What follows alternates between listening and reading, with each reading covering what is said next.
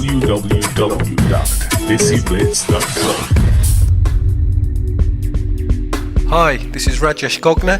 You're watching me on silverware.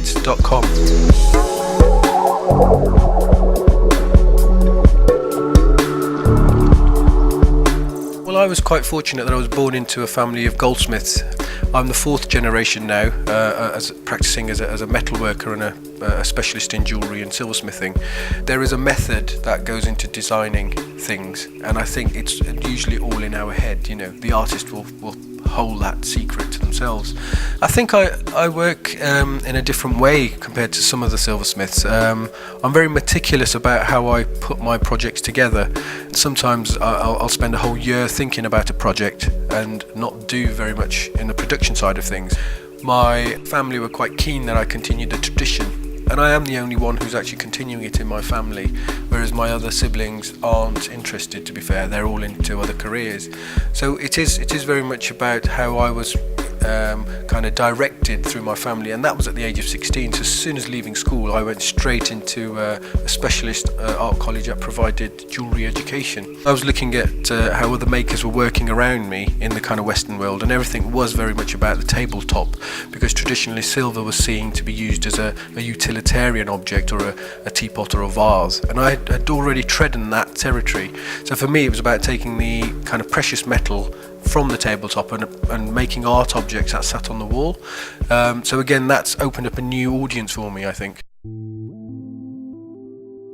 The Unzip series started off quite recently after me graduating, and I was looking at how a very familiar day-to-day object like the zip was so fascinating to me anyway, because actually people take it for granted. They think, oh, it's just a normal thing, you know. And I wanted to bring that into my metalwork actually in a contemporary way, because I think silver is quite a hard, robust material, and I wanted it to almost look like a fluid, cloth-like material. So this example here, you can see that this is a sculptural vessel which has got that unzipped quality, and this feature is all hand cut with a very fine blade. So none of this is also produced with a machine. This would take me, again, probably 3.5 months maybe, if not longer, because it's all made out of one sheet. There's nothing been attached to this. So then it's defragmented, so it looks like a wall piece and a tabletop piece, so it can be used as a bowl for fruit or a sculpture on the wall.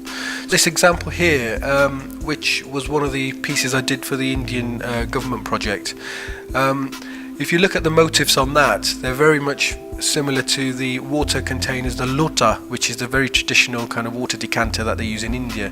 My inspiration was really about being in India and actually observing some of the cultural things. So I was looking at architecture, I was looking at things like the national bird of India, the peacock. So I was looking at kind of elements that really signified India's heritage, but also then bringing it out in a sort of contemporary way. If I was hand making that from scratch again, it takes nearly sort of 2.5 months to fabricate.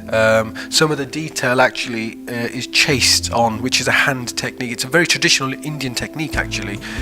So the lines in that have been chased and engraved, which takes lots of hours. This may look like it's been machined or produced with a machine, but it's not. It's all handmade. They have to be handmade. If I was making this and selling it as a limited edition, I mean, that would be about sort of £4,500.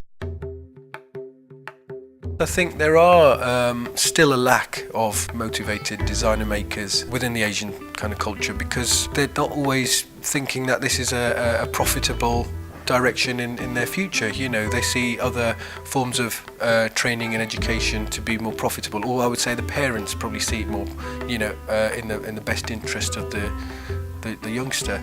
Any person in a creative kind of industry wants to make sure they train themselves appropriately and adequately. Don't rush into trying to become a designer too quickly. I think it takes a long time for these skills and to embed themselves into you. And I was, again, probably more fortunate because I had some grounding before I even came into the industry. But I would say seek out the right type of education, the right type of training, or even the right type of liaisons with artists who they're interested in working with. Maybe do some research before they go into actually signing up for a 3-year course somewhere, you know, and then actually working with artists after, try and do placements and things.